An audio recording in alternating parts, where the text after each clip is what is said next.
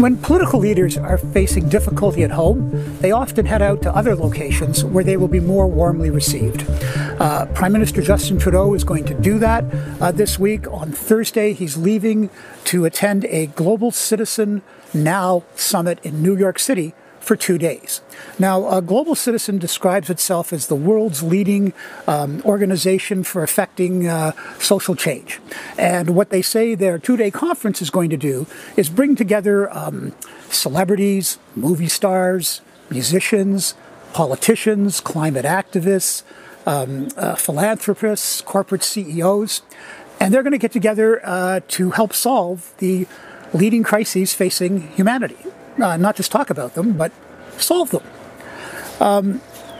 In that sense, this is very similar to the annual meetings of the United Nations on climate change, where you have huge numbers of people flying into various locations that always happen to be the vacation and tourist hotspots in the world, to tell the rest of us to lower our greenhouse gas emissions, to help fight climate change, while they raise their carbon footprint by going to these conferences.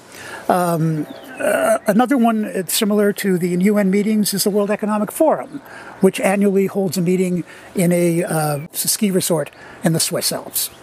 Now, Prime Minister Justin Trudeau is going to this at a time where, unless there's a sudden surprise settlement, 155,000 civil servants across the country are on strike.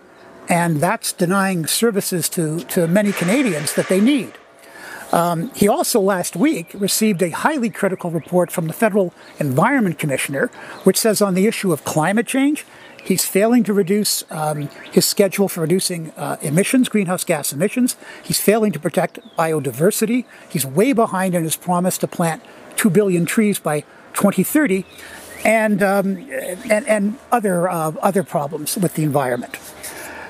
Now, the Prime Minister's office says, in addition to talking about climate change at this conference, he's also going to talk about women's rights around the world. He wants to champion that cause, and that he'll also, after the summit, meet with the Council of Foreign Relations and talk to investors about encouraging investment in Canada's clean economy in cooperation with the United States.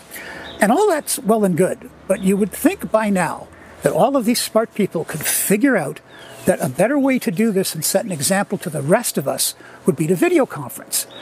And that way, they would be showing an example of leadership, of lowering their carbon emissions, rather than increasing them while they lecture the rest of us to lower our carbon emissions, because that's called hypocrisy. I'm Lorrie Goldstein of Sun Media. We're always interested in hearing your views, and please follow us on Twitter, Facebook, and our YouTube channel.